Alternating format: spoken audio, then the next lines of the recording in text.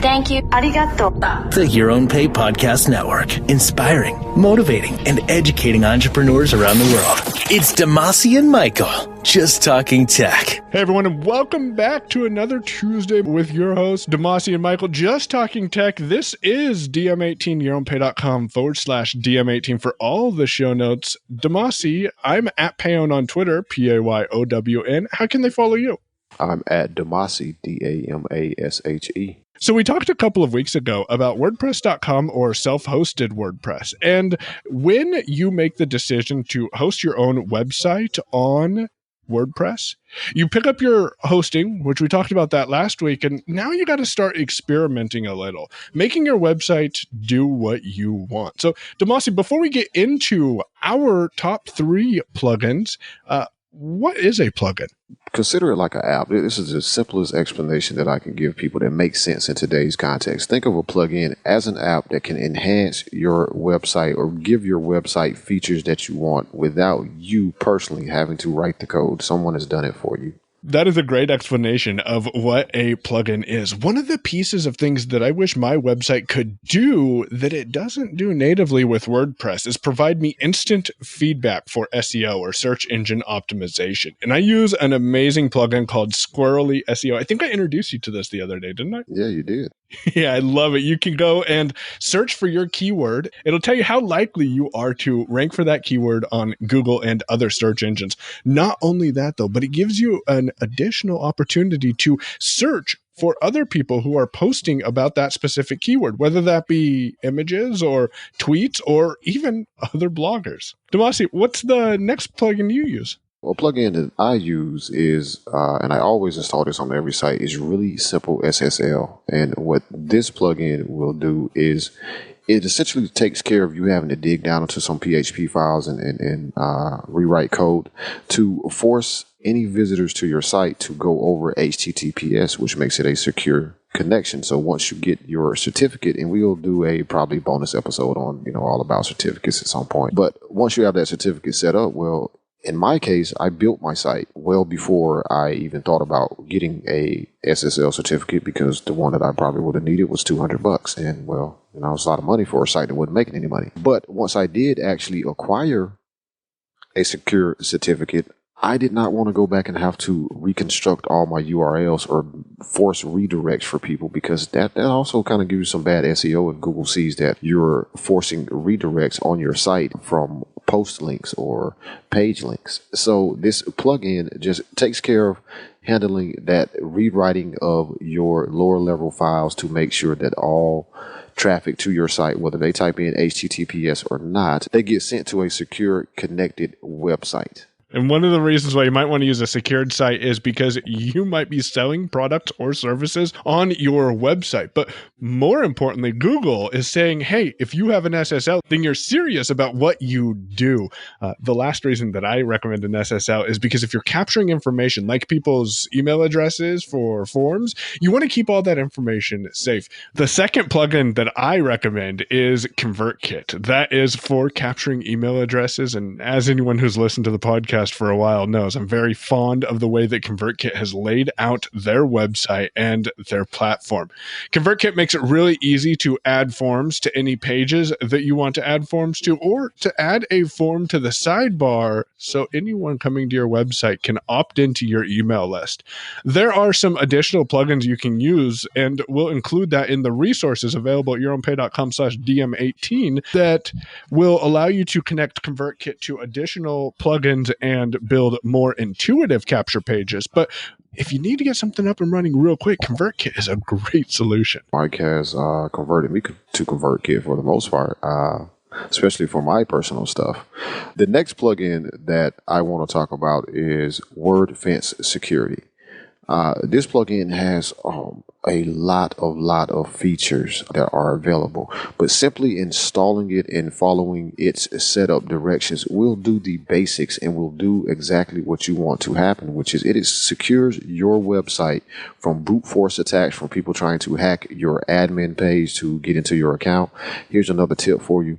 When you set up your account, don't use admin as the username. Everybody tries that as a username. But WordFence Security will take care of hardening your website against those brute force attacks, and it notifies you. So I have actually gotten notifications of people trying to log into either my site or other sites that I manage. It gives me an IP address, tells me which country that IP is located in, and what they actually try to do.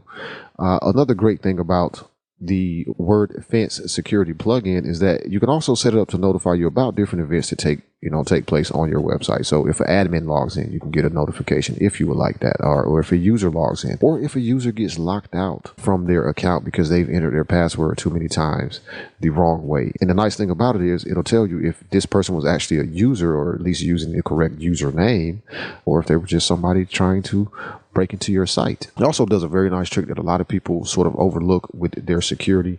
It will move your config.php file out of the folder that the rest of your website files are hosted in, to make sure that people can't get to that either, because that is a glaring security hole that not a lot of people know about. I want to thank my man Jeff Collis up in Canada from Bad Eyes, who actually tipped me to that several years ago, because I didn't know about that. It's a great plugin. It is free. They do have a paid option if you want to upgrade to the premium, but all the features I just mentioned are 100% free.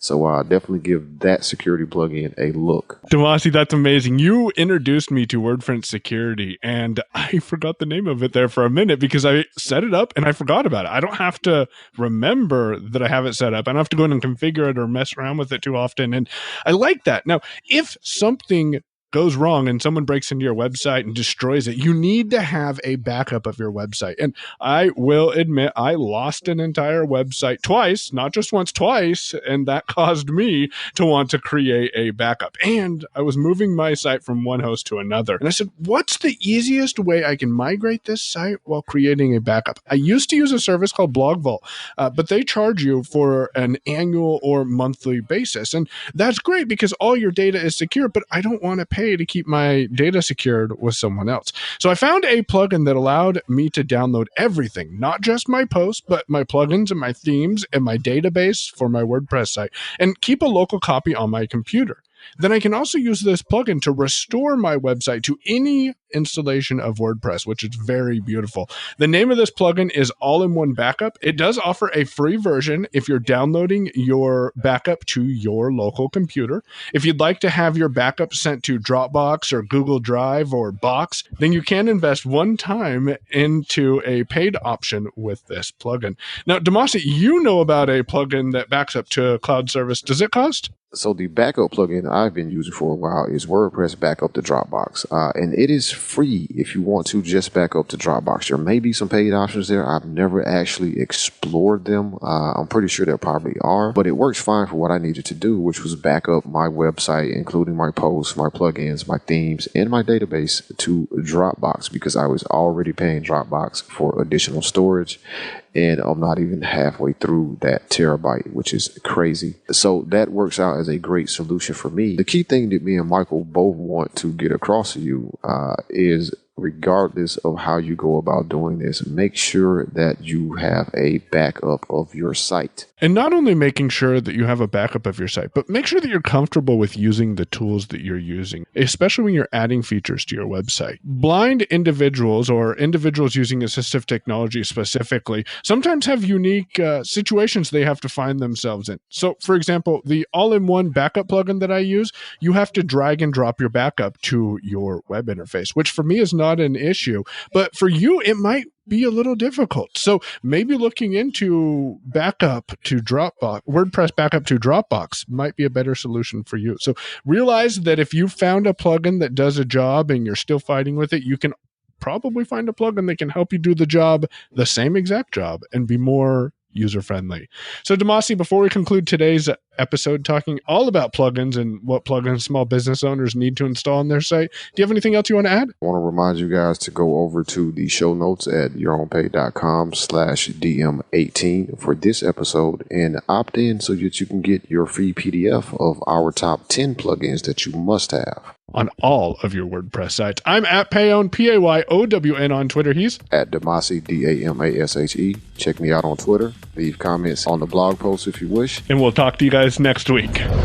You've been listening to Your Own Pay Podcast. If you've enjoyed today's episode, visit yourownpay.com/cast for exclusive content and to contact us today. We're eager to hear your thoughts and about how you're making this podcast your own. Thanks for listening. We'll be back soon. The Your Own Pay Podcast, yourownpay.com.